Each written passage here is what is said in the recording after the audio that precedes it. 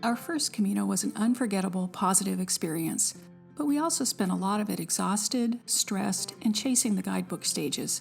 Coming back was our way of asking, what if we slowed down and walked it differently? In 2023, we did the Camino Francés in 38 days, including 5 rest days. But this time, we chose a slower Camino. The Camino de Santiago, or Way of St. James, is an ancient pilgrimage route across northern Spain. For over 1,000 years, pilgrims have walked these paths to the Cathedral in Santiago de Compostela, where tradition says the remains of the Apostle James are buried. Today, people still come from all over the world, some for faith, some for reflection, and some simply to walk. We left Saint-Jean-Pied-de-Port in early September 2025 and arrived in Santiago in mid-October. For this Camino, we wanted to take things a little slower. 46 days with no rest days. We figured a 5-mile day is sort of like a rest day.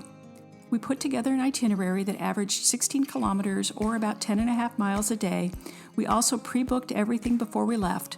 Private rooms at all sorts of different types of accommodations. Private albergues, country inns, fancy hotels, and even a truck stop.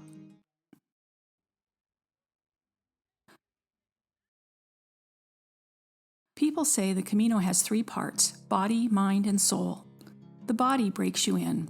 From Saint-Jean over the Pyrenees to Burgos, your legs burn, your feet protest, and you learn what carrying a backpack every day really means. The mind challenges your mind across the Meseta to Astorga. Endless flat fields test your patience, force you inward, and teach you that pilgrimage isn't always about the views. And the soul, from Astorga to Santiago, mountains, wine valleys, misty Galicia, and finally the cathedral. This is where 46 slow days start to add up to something bigger than miles.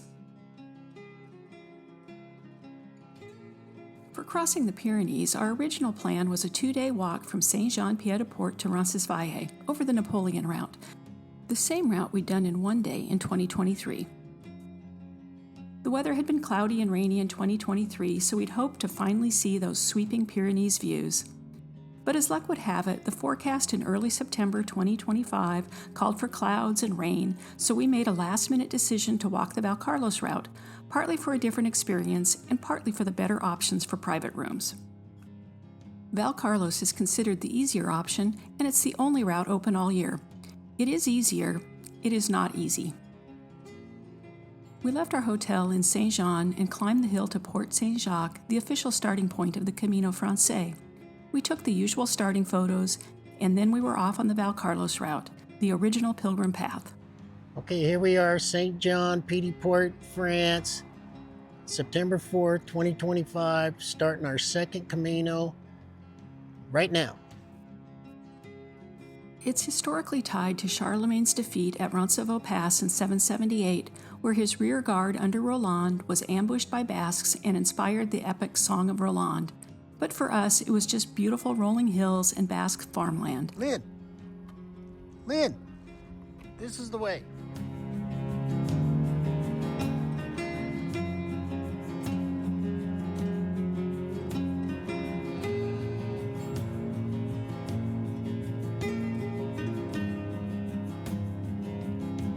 After a short 5.3 miles, we spent our first night in Arnegui, gearing up for the Pyrenees tomorrow.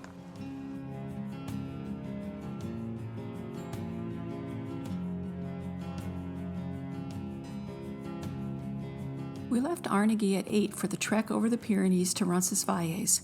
Valcarlos is supposed to be easier than the Napoleon route, but with all the elevation crammed into those last 2 steep miles, we weren't so sure. The views were incredible anyway, and the tiny villages along the way made it feel like classic Camino.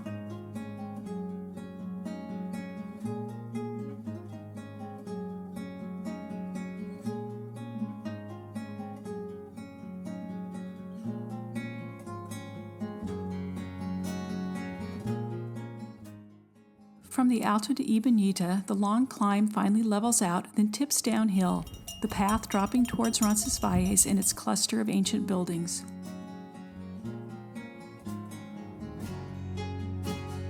We ended our day not in the monastery, but at La Posada, the historic pilgrim inn that also appears in the film The Way, a warm, noisy gathering place that felt like stepping into a familiar scene. Back on the traditional Camino Francés from Roncesvalles to Cebreiro, we passed through 3 Basque villages, including Berruguete, featured in Hemingway's The Sun Also Rises. Day 3 on the Camino. We're in Espinal. having our first cafe con leche. We've done 4.2, mine says. 4.2 miles today already. Another 11 to go. Not 11, 9. 9 to go. Good grief. September 6 maybe? Don't know. September 6, 2025.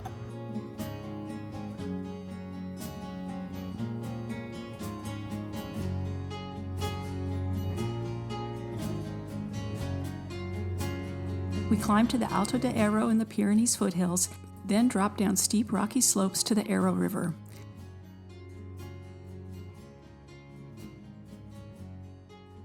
This section used to be called the Dragon's Teeth due to the spiky shale that is doing its best to twist an ankle.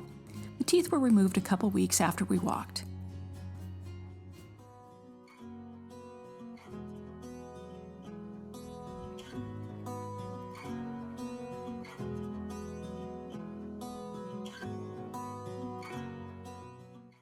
Day 4 took us from Cebreiro to Pamplona. No big elevation like before, but up and down all day, broken up by villages, including one featured in the movie The Way. Here we are, day 4, September 7th. Yep. September 7th, 2025. We're standing in front of the hotel that was in the movie The Way, where Martin Sheen's character meets Sarah, who kind of gave him the boomer label, and pretty iconic. Everybody's walking by, nobody knows it but us, I guess. We're having a good time. Where are we going? Cebreiro to Pamplona. How many K, Lynn? 12 and something K. No, 21. 21, 12 miles. 21 miles. something Ks, yes. Buen Camino? Buen Camino.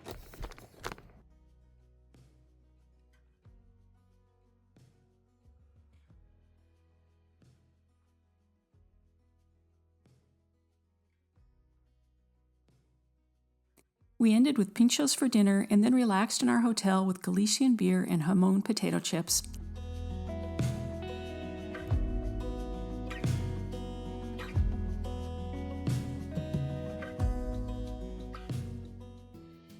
Our third longest day, 15 miles from Pamplona to Puente de la Reina, peaked at Alto de Perdón with its iconic metal pilgrim statues.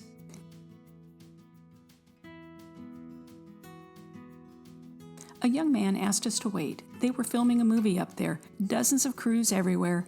It delayed us just a few minutes, but what a scene to stumble into. Hello, here we are, day 5.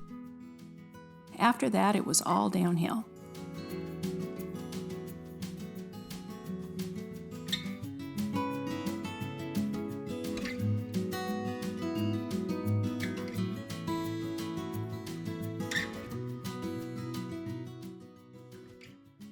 The next day was our first off the standard stages, just 8+ miles to Lorca. Crossing the 11th century Bridge of the Queen and walking ancient Roman roads after Sarauki were highlights. We'd entered Navarra's wine region now, with vineyards everywhere.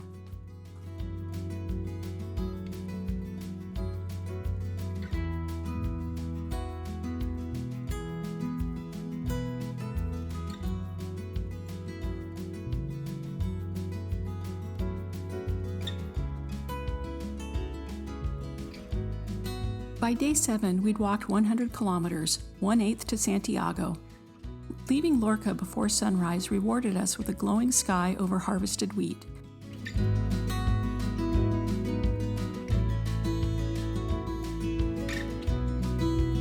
We wandered through Estea's lived-in medieval streets with stone buildings, historic churches, and plazas along the river. From there, the path leads out of town with 2 favorite stops, the Arachi Forge for new shell pendants and the famous wine fountain offering free pours to pilgrims. Hola, buenos dias. Buenos dias. Here we are, September 10th. Behind us there is the famous free wine spigot, which is pretty empty. Late in the day, we got here late. Wasn't expecting any in there. They only put so much in a day. Not sure how much that is, but there it is. Very famous. Okay, buen camino. Buen camino.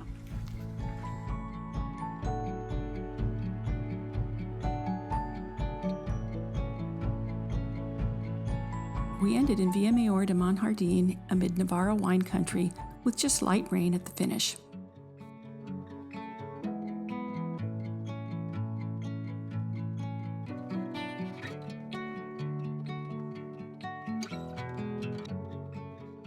Two years ago, this stretch poured, the worst rain in Spain in a century. Today, pure sunshine for 12 miles to Torres del Rio through wheat fields, heavy grapes, and silver olive groves. Los Arcos had a stunning Baroque church we admired from outside.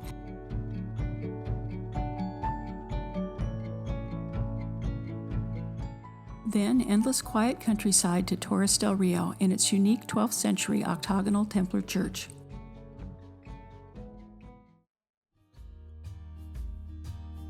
Day 9 was 12 plus miles to Logroño under perfect overcast skies with light sprinkles. We stopped halfway in Viana, one of my favorite towns, with its colorful banners making the old street feel timeless.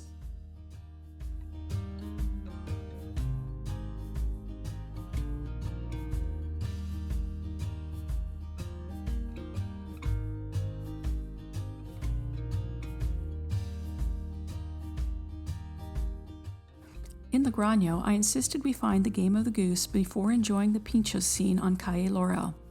It was the perfect end to the day. Point at what you want at the bar, eat and repeat.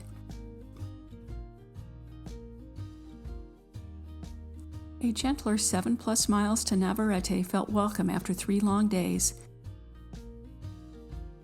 Leaving Logroño wound through a beautiful city park and reservoir,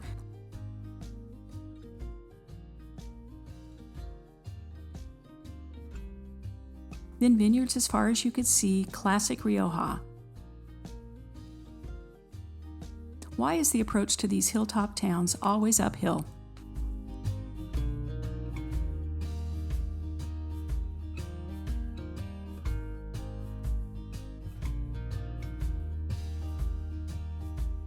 "13 miles through Rioja vineyards to Azofra, population a little over 200. We started at 6 a.m. and it was 10 miles for our first coffee. The day brought sunny skies, light breeze, and harvest time.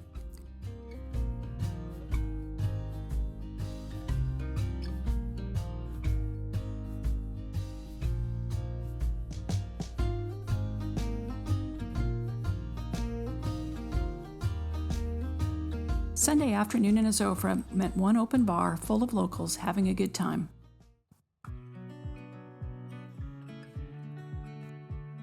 A glorious 10 miles from wine country through golden wheat fields to our next stop in Santo Domingo de la Calzada.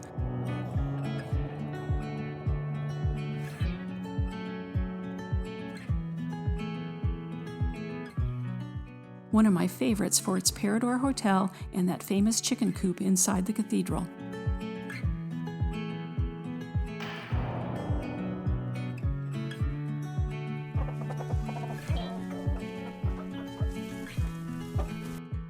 The view from the cathedral tower is spectacular if your legs are up for the climb.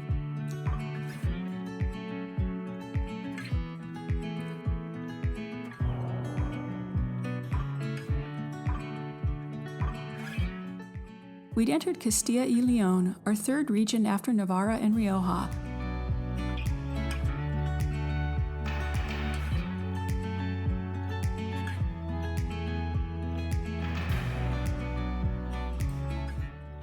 We've walked through 50 towns already, 1/3 to Santiago.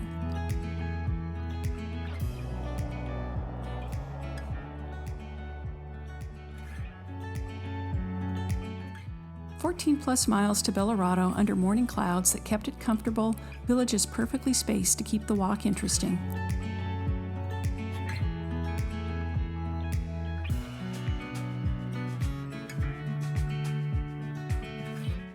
The next day was short, but with iconic sights.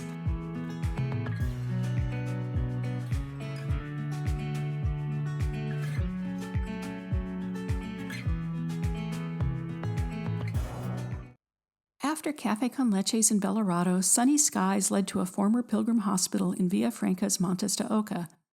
Built in 1377, now more palace than hospital, just as magical as 2 years ago.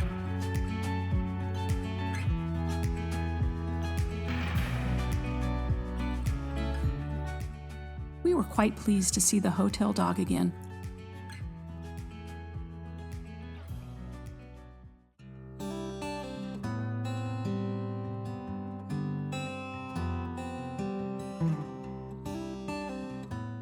Up and out of Villafranca before sunrise, bugs and endless hill aside, the views to Montes de Oca's top were magnificent.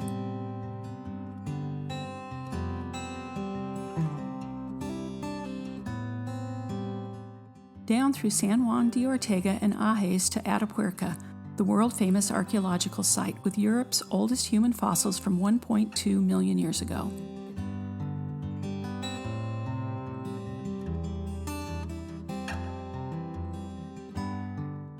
We took a bus for the archaeological site tour, our first and only motorized ride on this Camino.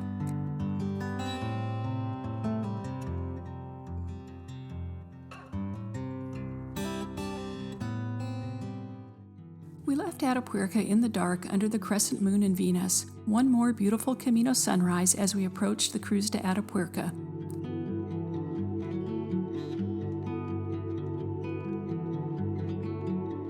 We could see Burgos from the top, but it was still 5 hours away.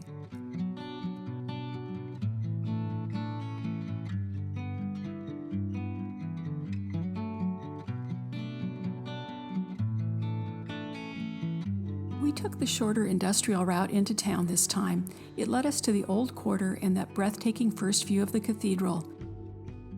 Our feet were a little sore, but a little vino blanco across from the hotel revived us. We've now walked into Burgos via the river route and the industrial route. Next time, we choose the river route to save our feet from the pavement.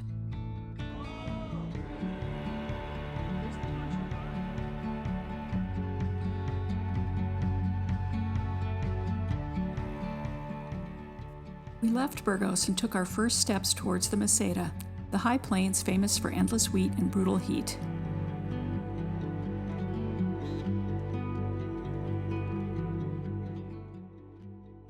Okay, here we are leaving Burgos, day 20 of walking,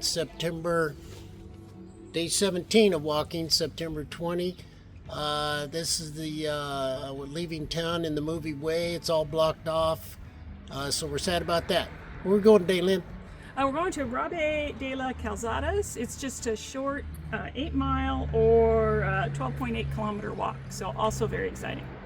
Well, what's not exciting again is our one of our favorite spots on the way is all blocked off for restoration.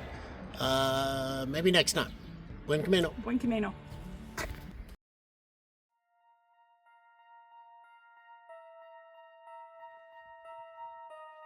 A short walk through Tardejos brought us into Rabe de la Calzadas, where the wide horizons really begin.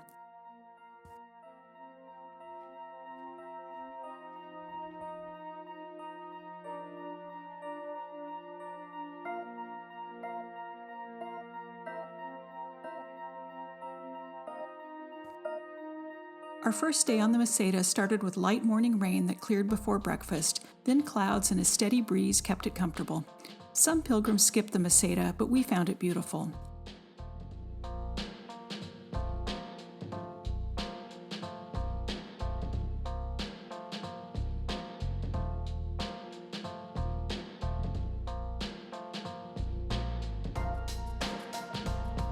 Hontanas stayed hidden until the last ascent, a favorite stop full of stone houses, cafes, and pilgrim spirit.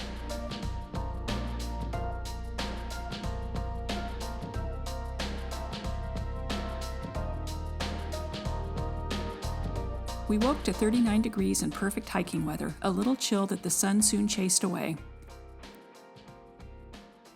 Hola, buenos dias. It's September 22nd, day 19 of walking. Correct? Right behind us is one of our favorite ruins, or at least mine anyways, on the Camino. It's fun to see it again. It's all the same. It's just the corner of some structure, cathedral, castle, who knows, but it's just a little bit of it left. Obviously, all the stone's been pilfered for other places. Got a super short day today, under 6 miles, so we're just having a nice little stroll. We got another good ruin coming up. What else, Lynn? It's cold. It's cold this morning. Yeah, frost on the ground this morning, so it's okay. Yeah, no problem. No problem with the movement. Buen camino. Buen camino.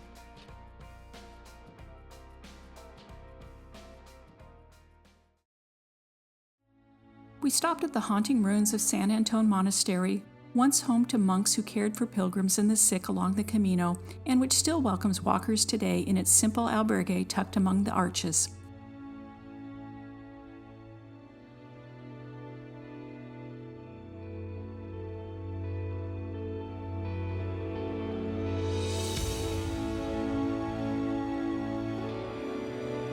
Castro Jerez appeared with its hilltop castle ruins and the Iglesia de Santa Maria del Manzano, founded in 1214. Short day at 5.5 miles, but rich with history. We left Castro Jerez at 7 in the dark to catch sunrise at the Alto de Mostelares. We made it with 10 minutes to spare. The sun rising over the Meseta at 8:05 was absolutely worth it.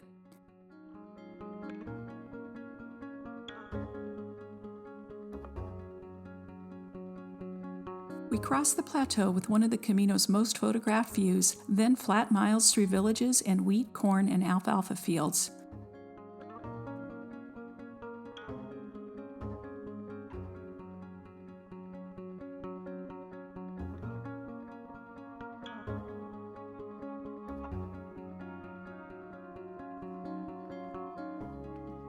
More pilgrims than 2 years ago, including a big tour group, easy to spot by how they clumped together.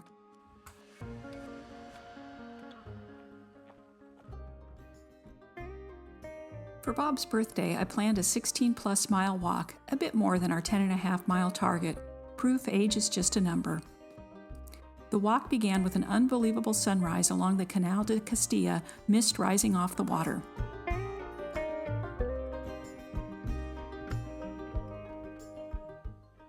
We reached Formista's historic locks, then headed into town for a ham and egg sandwich and a visit to the Romanesque San Martin de Tours church before returning to the path through wheat fields and sunflowers.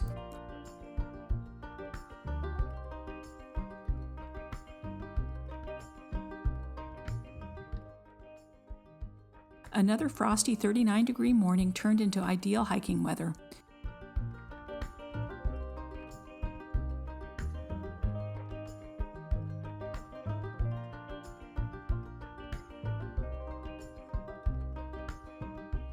We celebrated that night in Carrion de las Condes at the former San Zoilo Monastery, now a lovely hotel.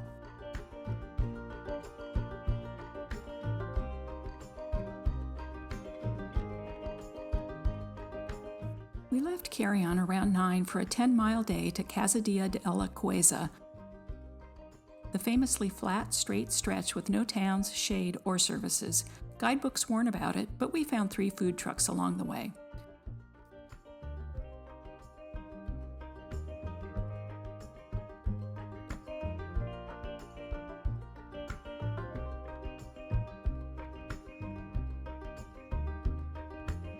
With fewer than 60 residents, Calzadilla is tiny but well equipped for pilgrims with an albergue, a small hotel, a bar restaurant, and a shop.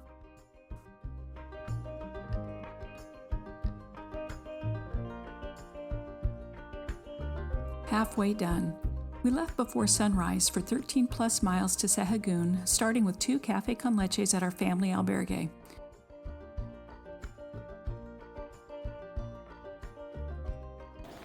Hola, buenos dias. Buenos dias. It's September 26th, Yep. 2025. Day 23 on the Camino Francés. We're almost to the halfway point. We'll be there in a little bit for St. Francis if you start from St. John.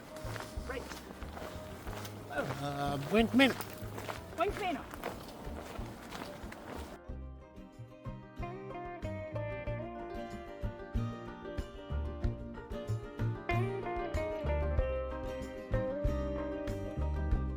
Rolling hills and perfectly spaced villages made for great breaks.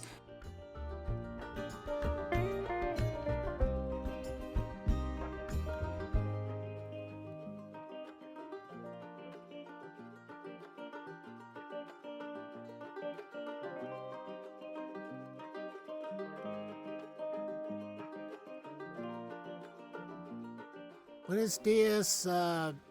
We are at the halfway point of the Camino Francés, as measured from St. John.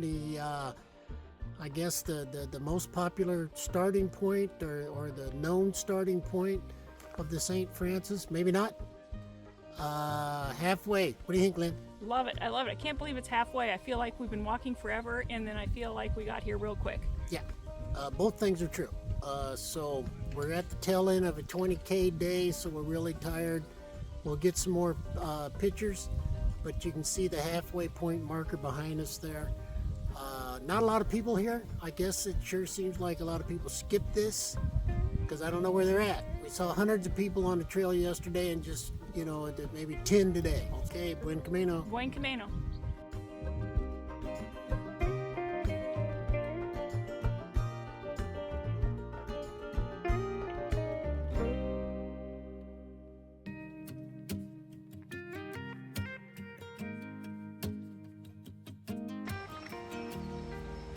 A refreshing change to cornfields instead of wheat for 10 plus miles from Sahagun to Albergo Renero. We had a relaxed start, mostly flat with gentle hills, the Camino alongside the road much of the day.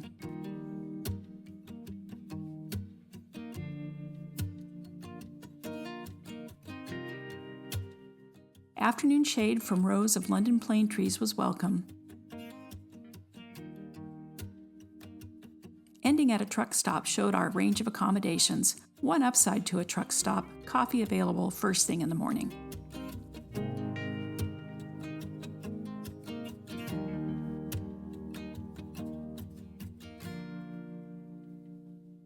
The sun rose as we walked through fields of wheat and corn towards Mansilla de la Mulas, with long quiet stretches before we finally reached Reliegos.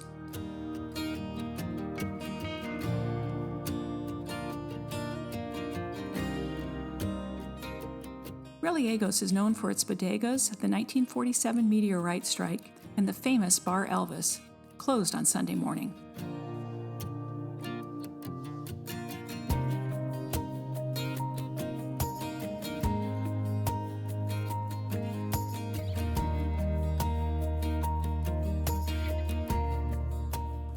We entered Mansilla through the old city walls and checked into an albergue located over a bar, so we weren't entirely sure how quiet the night would be.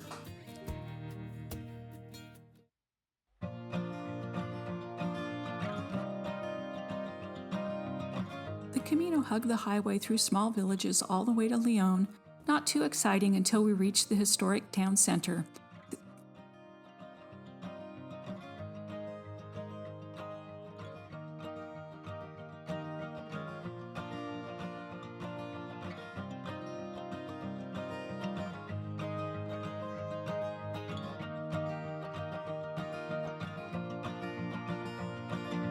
The cathedral spires rising up were unforgettable. We ended at the stunning Parador de León, touring its beautiful cloisters, a touch of luxury before pilgrim life resumed. Hola, day 26, September 29th, we made it to León Parador.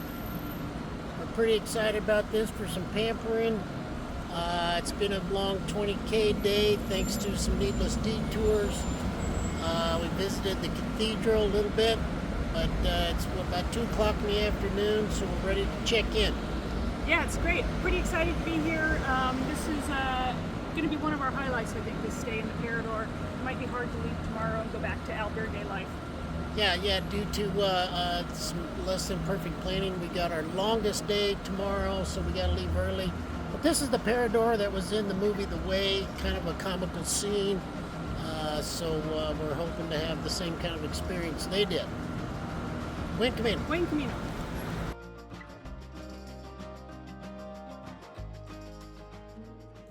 Breakfast at the Parador started with our first crispy bacon of the Camino. It was a mentally tough 15-plus miles out of León, city streets, industry, and roadside stretches through fading towns.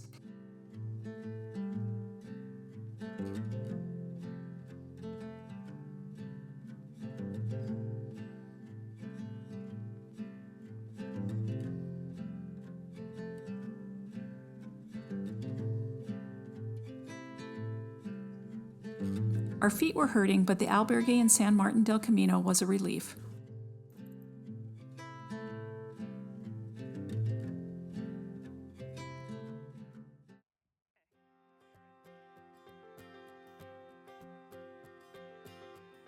The next day's walk was a gloriously short 6 miles to Villarez de Órbigo.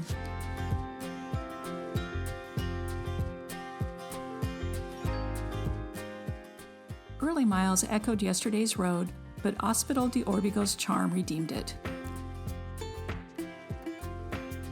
Highlight was the Puente del Paso Honroso, nearly 900 feet of medieval arches, where Don Suero de Quiñones held jousts of honor in 1434.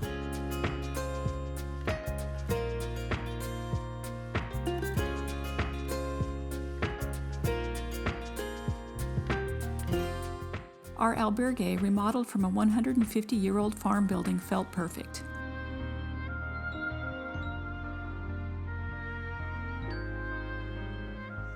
Just over 9 miles as we left the Meseta for Montes de León, gentle hills, fewer wheat fields, bits of forest.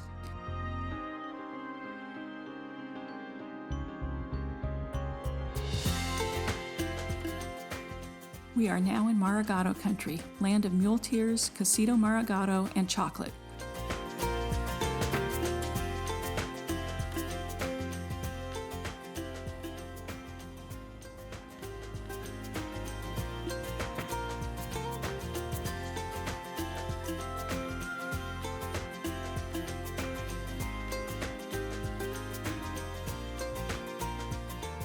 We sampled churros con chocolate upon arrival in Astorga.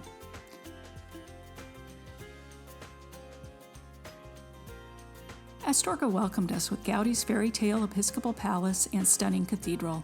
It's a lively town, a great pause before the mountains ahead.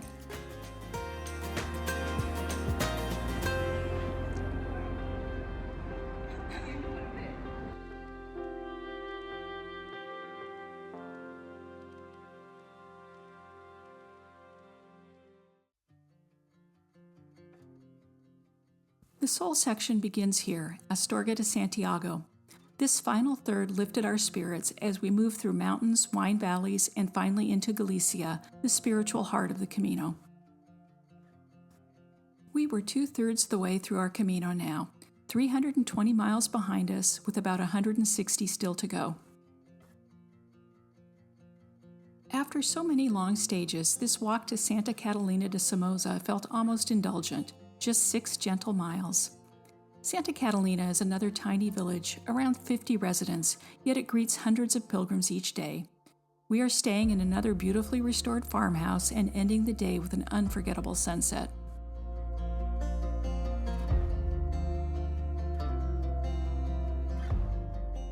Before heading out, we enjoy one of the most memorable breakfasts of the Camino. We walk into the dining room to find a candlelit room. A simple pilgrim breakfast of toast, cheese, yogurt, fruit, and coffee, made special by the care behind it.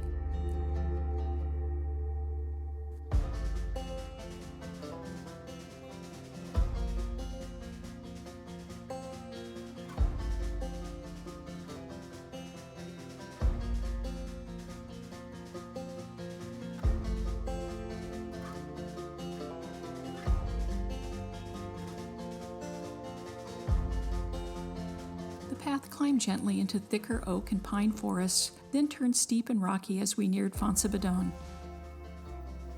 A village once nearly abandoned, now alive again with pilgrims.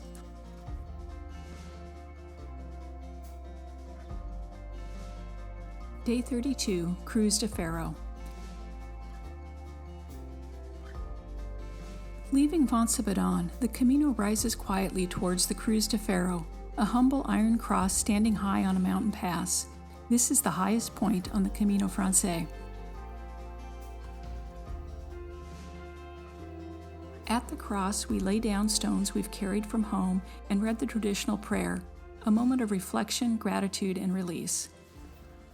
Hola, buenos dias. Buenos dias. It is October 5th, 2025, day 31 of our Camino. We're here at Cruz de Ferro. For many, this is the most important stop along the French Way. It's a place where you leave a stone for many reasons. It's for everybody else maybe the second most important besides Santiago itself. Yeah, we brought our stones from home, so my pack is significantly lighter by that half-ounce stone that I brought. Beautiful day. Last time we were here, it was cold and windy and cloudy, and we didn't get to enjoy the spectacular view up the hill from Perdón. Yeah, well, really blessed with no crowds either. There's only, maybe a dozen people here, and they're moving through quick. You can really see the emotions on some people. It's a lot of crying and stuff like that. It's very, very interesting. Yeah, huge milestone. All right, we're on our way. Buen camino. Buen camino.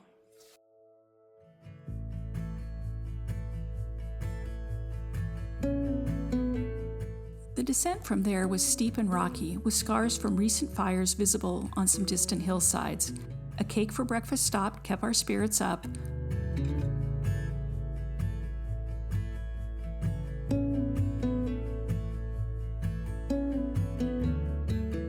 We ended up in El Acebo, a tiny mountain village of stone houses where we ate carrot cake for lunch on the porch of a 200-year-old farmhouse. Yes, cake for breakfast and cake for lunch.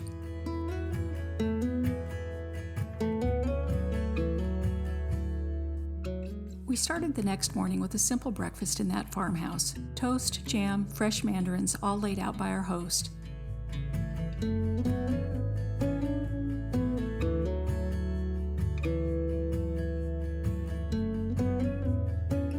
It was a 10-mile downhill walk to Ponferrada, alternating between easy flats and ankle-testing descents over shale.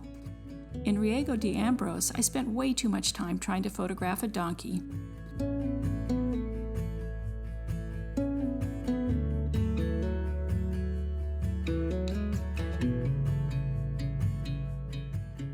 The downhill part ends in Molina Seca with a stunning medieval bridge and those Maragata houses with balconies leaning out over the street.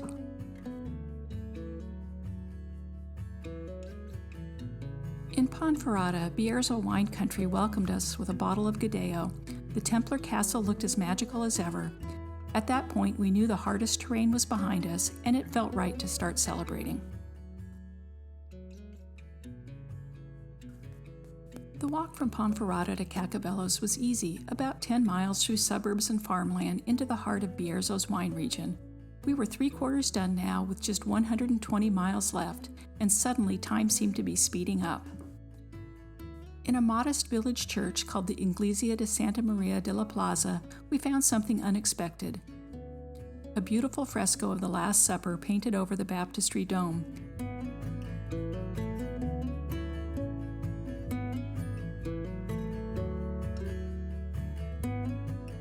That night we stayed in a former 13th century pilgrim hospital. On the grounds was a reconstructed payosa, one of those round stone dwellings from Roman times, now cleverly turned into a wine shop. History on the Camino was never behind glass. You slept in it, ate in it, and walked right through it every day. The next day was short, just 5 miles through Cacabelos' old town and vineyards that were just starting to turn their fall color after harvest.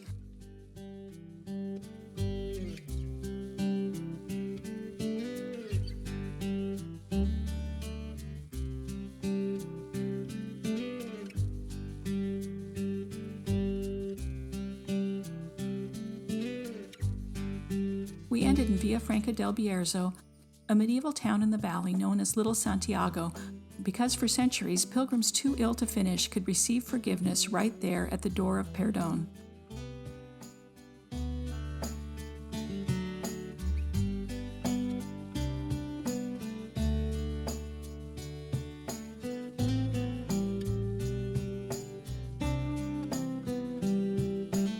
Not every stretch was postcard perfect. We spent much of one day following the highway, which felt noisy and dull, but once we turned off, it became pure Camino again.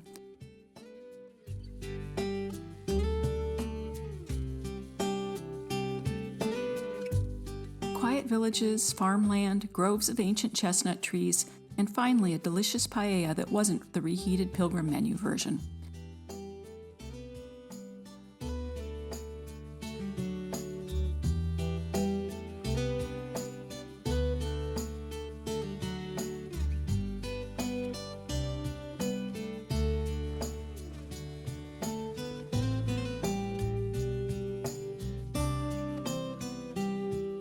Los Harrias welcomed us with cowbells and riverside peace.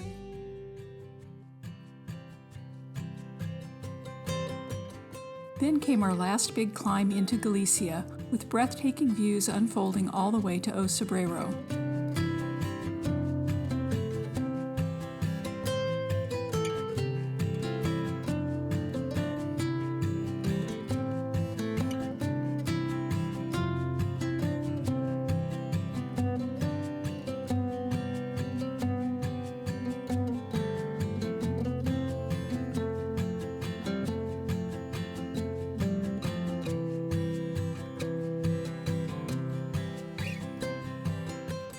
Crossing this simple stone marker, we step into Galicia, the last province on the Camino Francés.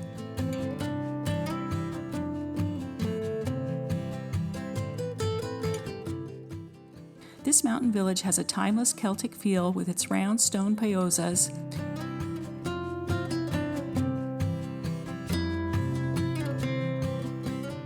we visited the church known for its Eucharistic miracle, where Don Elias, who first began painting the yellow arrows that guide pilgrims to Santiago, is buried.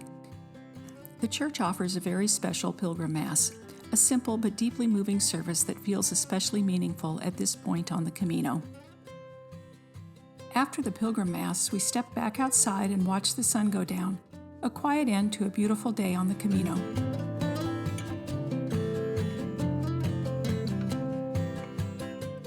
The gift of staying on top of the mountain was getting both sunrise and sunset. We took an alternate route out of O Cebreiro and traded a bit more uphill for incredible valley views.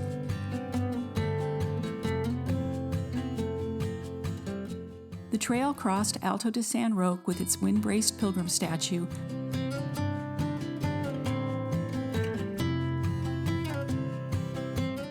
then Alto de Pollo, Galicia's highest point, where a coffee bar waited right at the top, exactly where we needed it.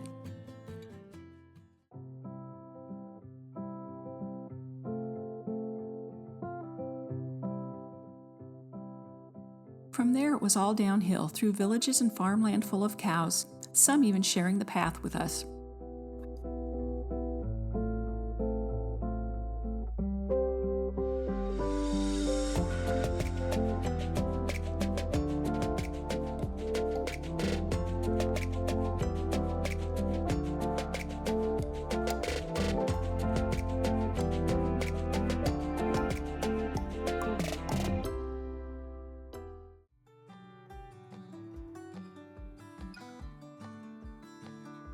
Leaving Triacastela, pilgrims face a choice: the shorter, hillier route through San Gil or the longer, gentler route through Samos. We planned to stay the night in Samos to visit the monastery, so the decision was easy.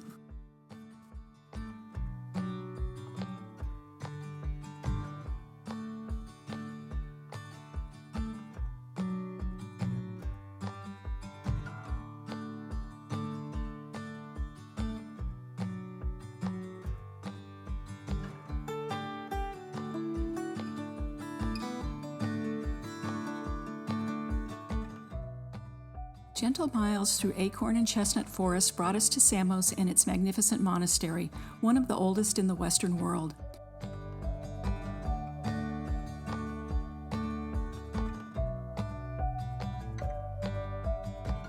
A soft-spoken monk gave us a tour through the cloisters, sacristy, and church, all lovingly rebuilt after a big fire in 1951. The facts got a little lost in translation, but the feeling of history and quiet beauty stayed with us.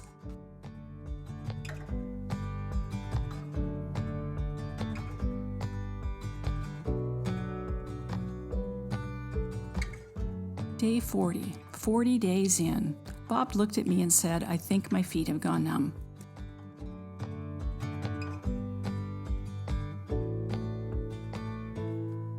We walked peaceful farm lanes from Samos to Sarria, dealt with one fallen tree. Bob went around it, I crawled through.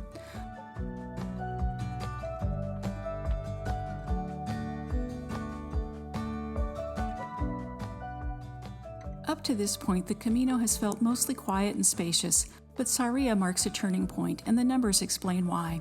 In 2025, more than 530,000 pilgrims completed the Camino de Santiago. Nearly half of them walked the Camino Francés, and more than 2/3 of those pilgrims began in Sarria. That means over 160,000 people start their Camino here.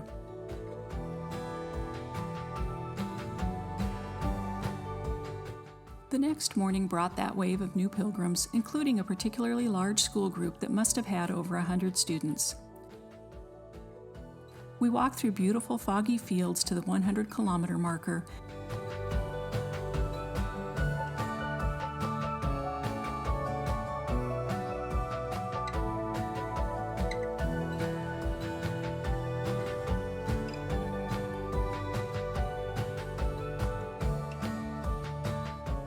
Then down to Porto Marin, where the long bridge rises over what's left of the old medieval town, now underwater from the reservoir.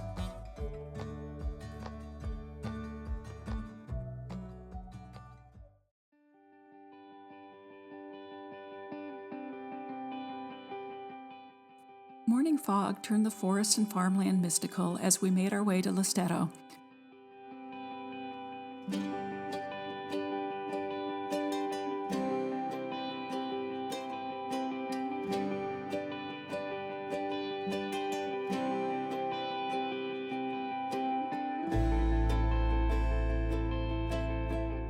The trail felt a little calmer, ending with cold beer and Spanish guitar covers of classic rock at our Casa Rural.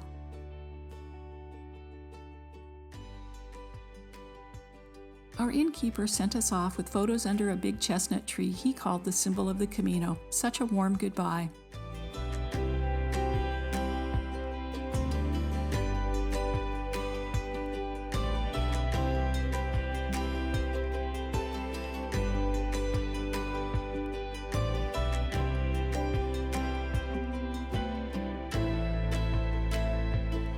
Being off stage, the day stayed quiet through farmland and forests, with stops at ancient village churches, including Le Barreiros with its cheeky corbel and lovely Marian arch.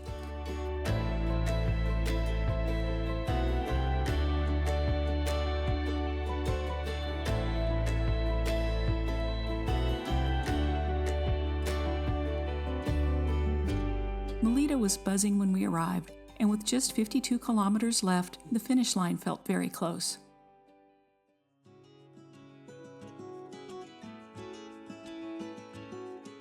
We started early the next day, hunting for coffee before 8 a.m., not an easy task in Spain. The path wound through eucalyptus groves and farmland, crossing streams on boulders and what's said to be the last medieval bridge on the Camino.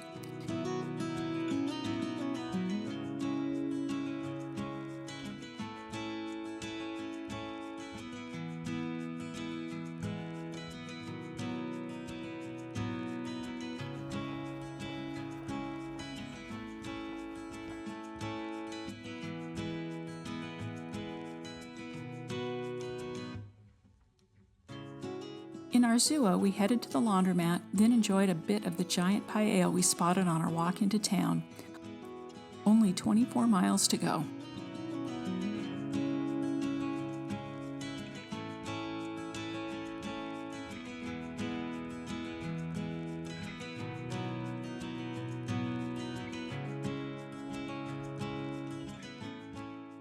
Back on a main stage, pilgrims from all over filled the trail, their different languages blending together through the farm and hills.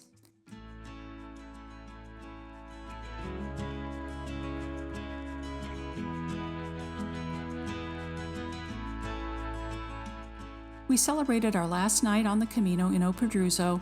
It still felt like we'd been walking forever, and also that it had gone by in a flash.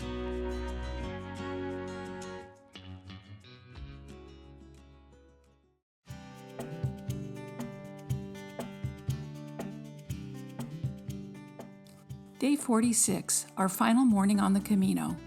After 44 days without much rain, the sky finally opened up, drizzle turning to wind, and then a full storm. Buenos dias, October 19th, 2025. We just passed the 16K marker, so less than 10 miles to go out of 500. Rain's kicking up, but we should be there in just a few short hours. Buen Camino. Buen Camino.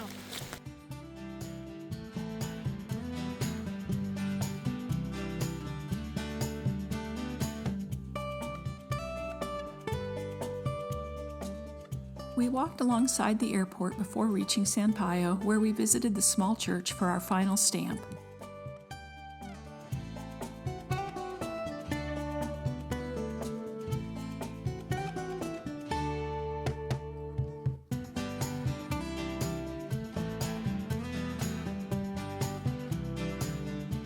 The last big climb was up Monte de Gozo, Mount Joy, where pilgrims can sometimes catch their first glimpse of the cathedral spires. Not for us. Wrapped in fog, we could only make out the pilgrim statues standing just off the Camino, appearing and disappearing like ghosts. Hola. Look at this. 2K to go. 2 hard K to go. We're sore. We're tired. Also soaking wet. Soaking wet. But Lisa stopped raining. It's so hard. We had a couple of glasses of wine for painkiller. Seems to help. Yeah. Hope it kicks in a little better. 2K to go. Buen Camino. We arrived in Santiago soaked to the skin but absolutely elated, emerging from the tunnel into the Praça de Obradoiro with the cathedral rising in front of us. Okay, we made it. It's about 2:30 in the afternoon, soaking wet, cold, But happy. but there it is. What's the date again? I think it's the 19th. It's a Sunday. Possibly the 19th of October 2025. The big cathedral. Turn around. Not too many people here. Not too busy because of the rain.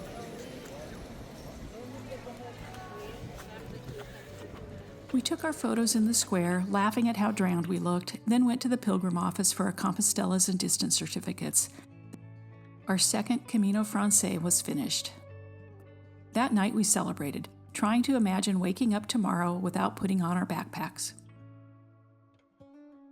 We had one full day left in Santiago to wrap everything up. We caught the pilgrim mass and saw the Botafumeiro swing through the cathedral. We hugged St. James, visited his crypt, then headed back to the Praça for familiar faces, did some souvenir shopping, and ended with a very nice dinner.